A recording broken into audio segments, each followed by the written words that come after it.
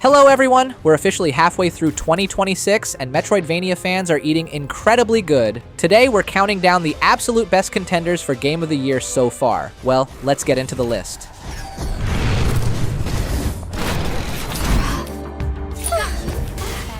Starting us off at number 20 is Ariana and the Elder Codex, a Metroidvania where your main home base is literally a giant library. You control Ariana, a magical nerd diving into various ancient books to fix literal tears in reality. Basically, you beat up monsters to fix books, which sounds like an extreme version of being a librarian. The game has a gorgeous, colorful anime art style, meaning you get to look fabulous while violently defending literature. If you love an anime-style Metroidvania with gorgeous visuals, you'll definitely want to check this one out.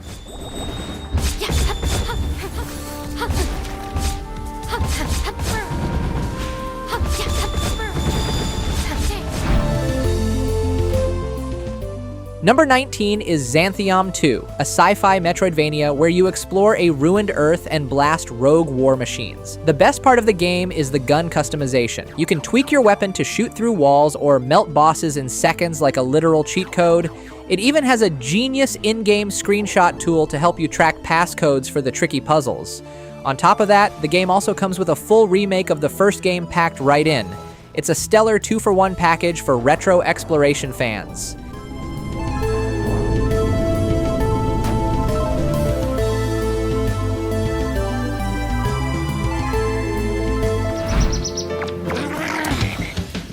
Coming in at 18 is The Perfect Pencil, a hand-drawn Metroidvania that feels like a beautiful psychological fever dream. You play as John, a guy with a camera for a head, which means his radar pings whenever something nearby needs therapy. The enemies are completely unhinged. You'll fight men crawling with baby strollers, weirdos hiding in pillow piles, throwing cushions at you, and giant bouncing baby bosses trying to squish you like a bug. Your dialogue choices actually shape the story, making it a bizarrely poetic adventure. It's easily one of the most wonderfully bizarre things I've played in a while.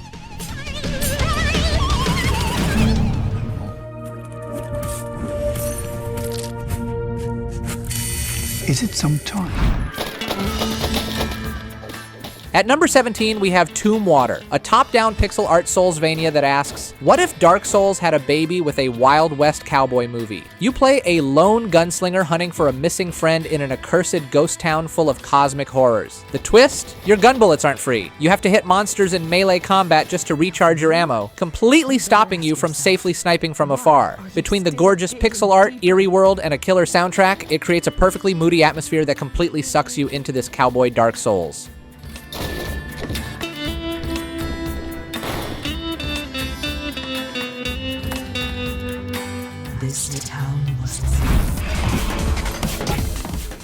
Coming in at number 16 is Voltage High Society, a first-person cyberpunk Metroidvania that dumps you onto a gross prison island run by mutant freaks. You start the game with absolutely nothing but your bare fists, punching your way through a horrifying world of flesh and rusty metal. There is no safe long-range sniping here. You have to get uncomfortably close to these cyber horrors. The game's graphics look like a gritty, neon-drenched PS1 fever dream, and the first-person perspective alone makes this rare Metroidvania absolutely worth checking out.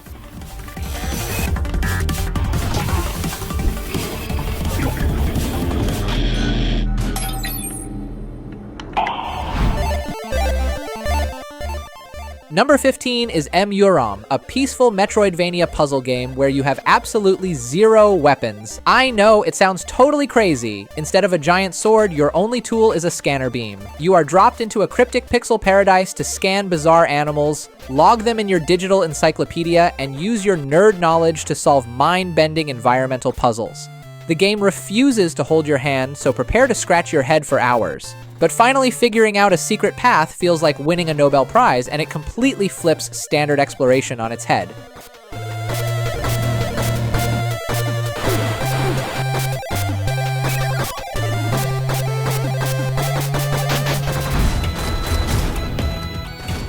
Sliding into 14 is Clockwork Ambrosia, a steampunk Metroidvania that features some absolutely wild weapon crafting.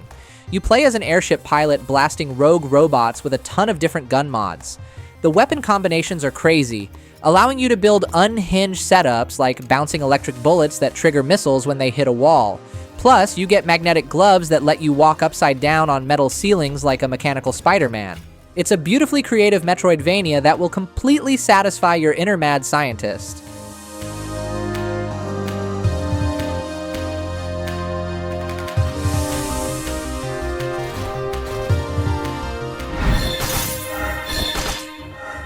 Coming in at 13 is SiNiSistar 2, a game that sits in a very conflicted space. Yes, it's an adult game with plenty of spicy themes, but surprisingly, it's a genuinely good platformer. Think of it as baby's first Metroidvania, but strictly for grown-ups. The combat is simple, the animations are surprisingly clean, and it runs smooth as butter. Plus, you can customize exactly how NSFW the game gets through various community patches and wild death scenes. If you want a straightforward, easy layout that doesn't hold back on mature themes, it's totally worth a look.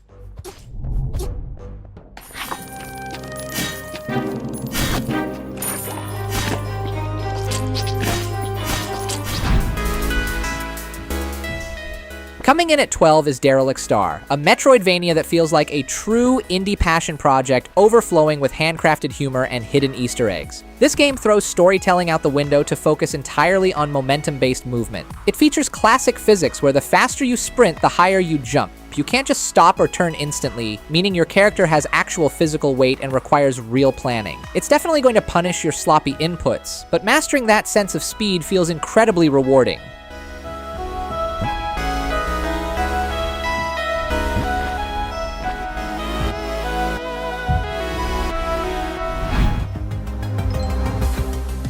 At number 11 is A Planet Full of Cats, a game that trades stressful combat for pure, wholesome relaxation. It masterfully blends hidden object gameplay with light Metroidvania exploration. Instead of dodging spikes, you explore a chill world, unlock new paths, and backtrack with cool abilities like X-ray vision to spot hidden cats in the dark. There are no stressful time limits, no harsh punishments, and it even gives you an absolute freedom to use hints. It's honestly the perfect game to throw on with a warm drink whenever you just need to turn your brain completely off for a night.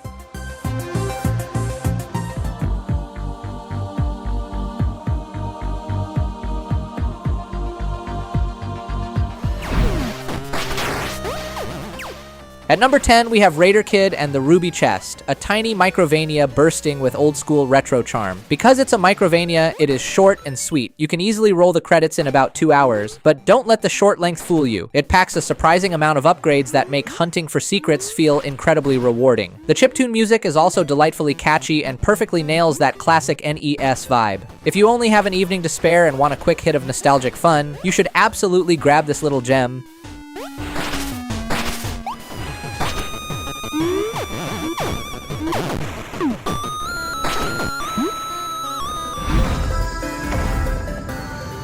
At number 9 is Little Nemo Guardians of Slumberland, a gorgeous Metroidvania that feels like a perfect Saturday morning cartoon come to life. The world is bright, colorful, and packed with storybook charm. But do not let the cute aesthetic fool you. This is a highly skill-based side-scroller. You get exploration, light combat, and upgrades that open new zones, but the platforming gets surprisingly tough in the later sections. It's an incredibly charming ride that brings back those classic childhood vibes, even if it does try to kick your butt later on.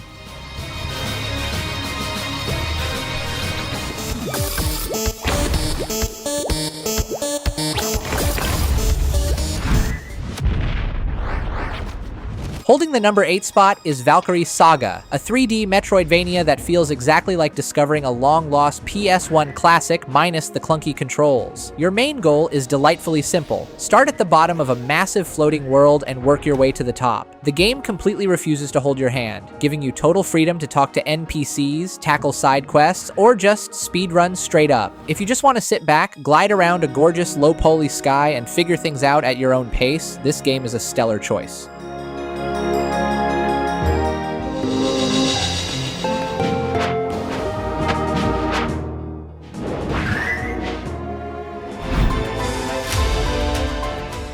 At number 7 is Fallen Tier the Ascension, a brilliant mashup of Hollow Knight exploration and classic JRPG party building.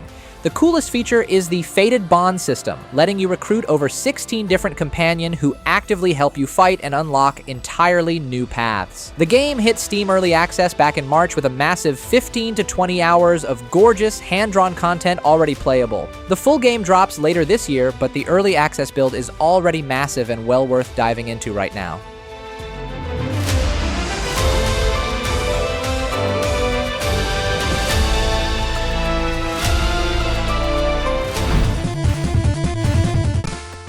Sliding into number 6 is Tearscape, a beautiful indie adventure crafted by a solo developer that perfectly blends ideas from Zelda, Dark Souls, and classic Metroidvanias. Just like any Souls games, the combat is slow and deliberate, meaning if you button mash, you will die immediately. Success requires patience and precise timing. Visually, it uses a gorgeous Game Boy Color art style but keeps a darker, moody tone. It perfectly captures that old-school handheld magic while delivering a brutal modern challenge, so do not sleep on this game.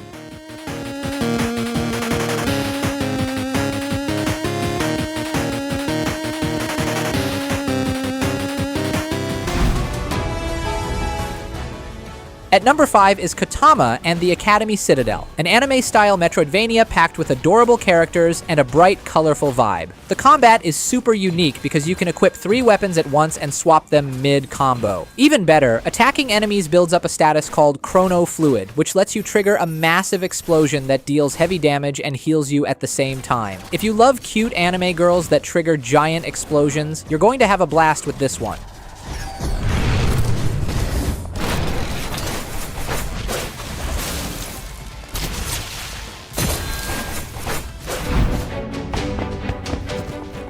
Landing at number 4 is Shattered Divinities, a gorgeous pixel Metroidvania where ancient gods broke the world and left you to clean up their mess. The quality of life features here are absolute god tier. You get instant fast travel from literally anywhere and difficulty sliders for platforming. You can also change your fighting style whenever you want, switching from a heavy shield tank to a super fast ninja in midair. The only catch? The falling speed is uncapped, meaning gravity will aggressively slap you into spikes. Still, it deeply respects your time and is a beautifully chill ride.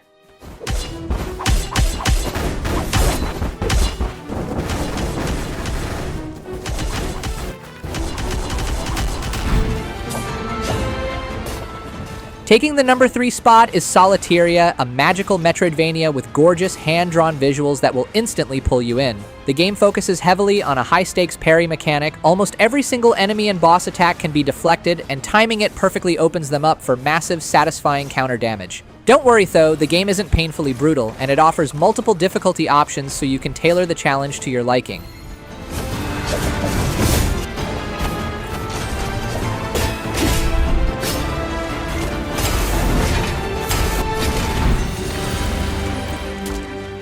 Snagging the number 2 spot is GRIME 2, a sequel that successfully takes the original's creepy world and turns it into a literal art museum nightmare. Instead of fleshy, organic walls, everything here is made of paint, sculptures, and broken art pieces. The combat is also heavily upgraded. While parrying is still super important, you now get molds, which are mini-summons stolen from defeated enemies that help you distract and smash bosses. Just like its prequel, GRIME 2 is easily one of the most uniquely creepy Metroidvanias you can get your hands on right now.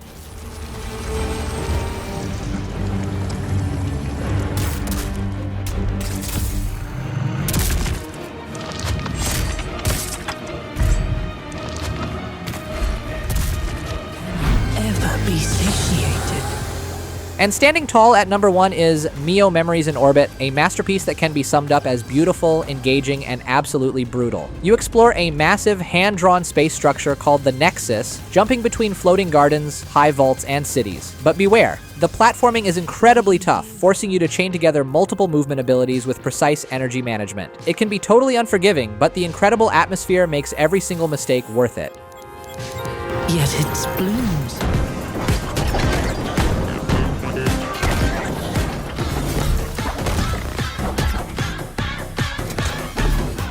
That's all for today's list. Subscribe and like for more new exciting Metroidvania games. That's it, and see you next time.